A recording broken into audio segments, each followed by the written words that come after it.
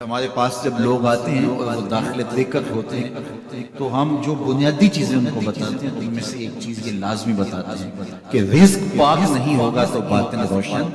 نہیں ہوگا. یہ بنیادی بات ہے. اگر رزق پاک نہیں ہے تو میرے حضور نے ارشاد فرمایا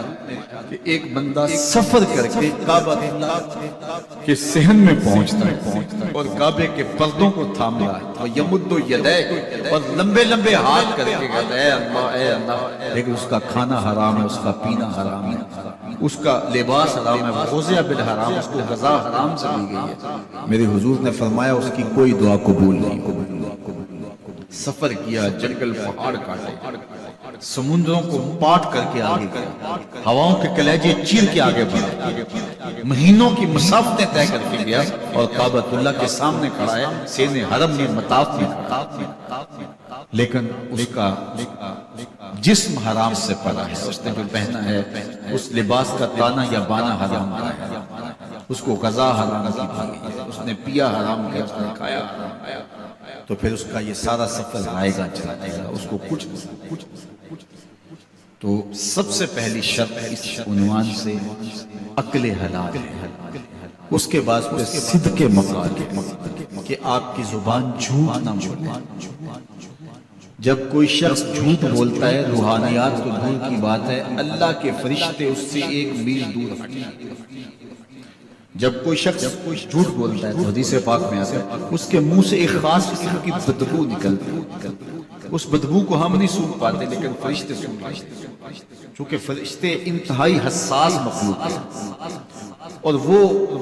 جھوٹ کی وجہ سے نکلنے والی بدبو کو سونگھتے ہیں. اللہ نے حضرت امام اعظم امام ابو حنیفہ رضی اللہ تعالیٰ عنہ کو یہ بصیرت عطا کی تھی اور یہ باطنی نظر بخشی تھی کہ جب کوئی شخص وضو کرتا تو اس کے وضو کے پانی سے پہچان لیتے تھے کہ یہ کس گناہ کا مجرم ہے. جب بندہ وضو کرتا ہے تو وضو سے ہاتھوں کے گناہ جھڑتے ہیں, منہ کے گناہ جھڑتے ہیں, تو وہ وضو کے پانی سے اس بات کو محسوس کرتے ہیں. اللہ نے ان کو وہ بصیرت عطا کی, لیکن انہوں نے اللہ کے بارے میں مرض کے مالک مجھ سے یہ چیز چھین لے, یہ چیز مجھے نہیں چاہیے. لوگوں کے بارے میں وہ ایسا گمان پھر پیدا ہوتا ہے. تو فرشتوں کو اللہ نے وہ حساس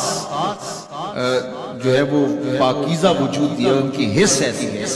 کہ وہ بدبو جو انسان بولتا ہے اور لفظوں سے جو اثرات نکلتے ہیں وہ محسوس کرتے ہیں. تو جب کوئی شخص جھوٹ بولتا ہے تو اس کے جسم سے, اس کی زبان سے جھوٹ کے ساتھ بدبو نکلتی ہے. اللہ کے فرشتے ایک میل دور تک پیچھے. تو مجھے بتائیے جو شخص جھوٹ بولتا ہو کیا اسے کوئی روحانی مرتبہ مل سکتا ہے؟ یہ سوچا بھی نہیں جا سکتا, یہ امکانات سے. اللہ کے محبوب علیہ السلام سے پوچھا گیا کہ حضور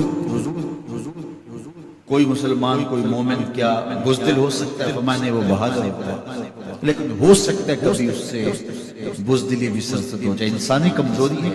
کبھی انسان بہت طاقت میں ہوتا ہے, کبھی انسان کمزور میں پڑ جاتا ہے. فرمایا ہو سکتا ہے کبھی اس سے ہو بھی جائے. پھر پوچھا کہ بخل کر سکتا ہے؟ فرمایا نہیں, مومن سخی ہوتا ہے لیکن ہو سکتا ہے کبھی اس سے بخل بھی ہو جائے. کبھی کبھی دولت اسے اچھی بھی لگنے لگ جاتی ہے, جس طرح فرمایا گیا کہ اولاد مبخلۃ مجبنۃ, یہ جو اولاد ہوتی ہے یہ بندے کو بخیل بھی بنا دیتی ہے اور بزدل بھی بنا دیتی ہے. جب اولاد نہیں ہوتی تو بندہ سخی بھی ہوتا ہے اور بندہ جو ہے وہ مشکل حالات میں بھی کود جاتا ہے, لیکن جب اولاد ہوتی ہے تو پھر مشکل حالات میں کودنے سے پہلے سوچتا ہے میرے بچے ہیں یتیم ہو جائیں گے. اس کو یہ خیال آتا ہے, پہلے وہ ایسے مال لٹاتا ہے لیکن اولاد ہو جائے تو پھر وہ اولاد کا سوچتا ہے کہ ان کے لیے کچھ میں جمع کروں. تو اولاد فرمایا میرے حضور نے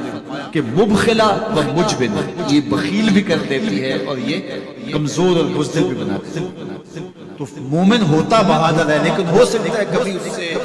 بزدلی بھی ہو جائے. مومن سخی ہوتا ہے لیکن کبھی ہو سکتا ہے اس سے بخل بھی ہو.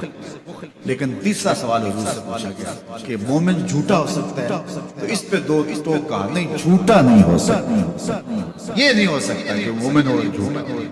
وہ سچ بولنے والا. تو عقل حلال اور صدق مقال,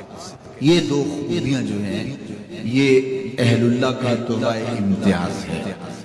اور یہ مجھے اور آپ کو اختیار کرنی چاہیے۔ حضرت خلیل اللہ جب وادی غیر ذی زرع میں سیدہ ہاجرہ اور ان کے معصوم نونہال کو چھوڑ کر کے جانے لگے، ایسی وادی جہاں حیوانی وجود بھی نہیں تھا، نباتات بھی نہیں پائے جاتے تھے، پانی کا ایک قطرہ بھی دستیاب نہیں تھا، کالے سیاہ محیط پہاڑ جیسے فولاد پگھلا کے ڈال دیا، وہ وادی جہاں دن کو بھی خوف آئے وہاں حضرت ہاجرہ نے راتیں بھی گزاری۔ کتنا دردناک لمحہ تھا جب سحری کا وقت ہوا، حضرت خلیل اللہ دعائیں دے کے رخصت ہونے لگے، حضرت ہاجرہ سلام اللہ نے آگے بڑھ کے اپنے شوہر نامدار کا دامن پکڑ لیا، تمسکت بِأَثْيَابِهِ، دامن پکڑ کے بولی میرے شوہر نامدار، اس محیط وادی میں، اس پہاڑوں کے دامن میں جہاں دن کو بھی خوف آئے، نونہال معصوم کے ہمراہ مجھے چھوڑ کے کہاں جا رہے ہیں؟ حضرت خلیل اللہ نے کوئی جواب نہیں دیا، پھر قدم اٹھایا تو زوجہ نے پھر دامن پکڑا، پھر وہی سوال، پھر کوئی جواب نہیں، تیسری مرتبہ دامن پکڑا،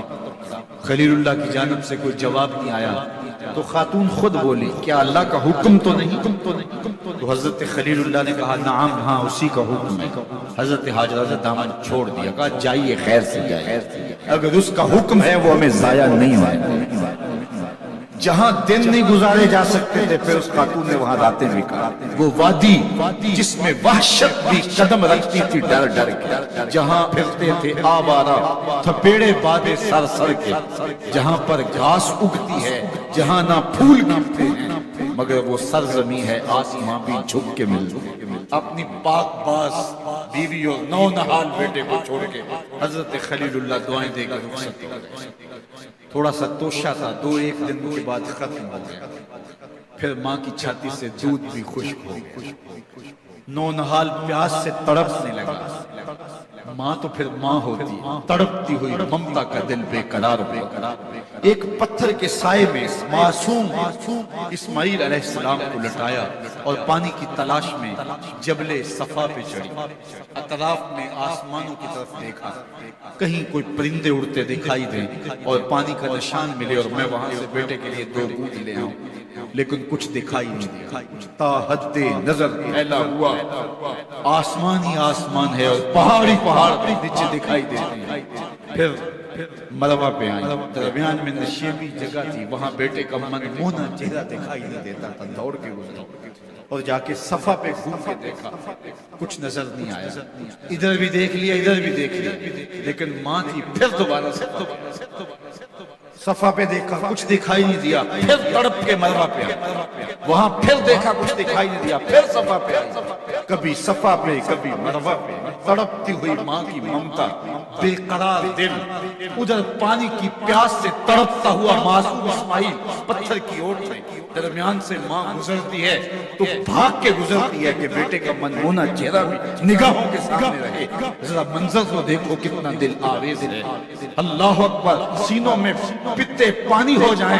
پتھر بھی ہو تو پگھل جائے اس زہرہ گداز داستان سے، لیکن اللہ پر توکل اور ماں کی بے قراریاں، کبھی صفا پہ کبھی مروہ پہ، زبان پہ شکایت نہیں ہے۔ پھر جب مروہ پہ پہنچتی ہیں 7 چکر مکمل ہو گئے تو ادھر کیا دیکھا کہ معصوم اسماعیل ایڑیاں رگڑ رہا، ماں کا دل ڈولنے لگا کہ بیٹا آخری لمحوں میں تھوڑی کہ بیٹے کو جا کے اپنی چھاتی سے چمٹاؤں، ہو سکتا ہے 2 قطرے دودھ کے اس کی زندگی کی آس بندھا دیں، تو ماں دوڑتی ہوئی آئی، لیکن جب قریب آئی تو منظر بدلا ہوا، معصوم کی ایڑیوں کے رگڑنے سے تازہ چشمہ پھوٹا، پانی ہے کہ بے قابو ہونا چاہ رہا ہے، آگے بڑھی، جلدی جلدی مٹی کی منڈھیری کرتے ہوئے کہا زمزم رک جا رک جا، اللہ اکبر۔ ہاجرہ سلام اللہ علیہا نے حضرت اسماعیل کی محبت اور اپنے رب پر توکل کی انوکھی اور البیلی داستان رقم کی، کہا ہاجرہ تم نے بھی حد کر دی، لیکن قیامت تک تیری راہوں کو بھی جلوہ گاہ بنا، یہاں نبی بھی دوڑیں گے، ولی بھی دوڑیں گے، غوث بھی دوڑیں گے، کتب اور ابدال بھی دوڑیں گے، شہنشاہ بھی دوڑیں گے، کج کلا بھی دوڑیں گے، یہ دوڑنا ہم عبادت بنا دیں گے، حتیٰ کہ امام الانبیاء بھی راہوں کی سائی کرتے ہیں۔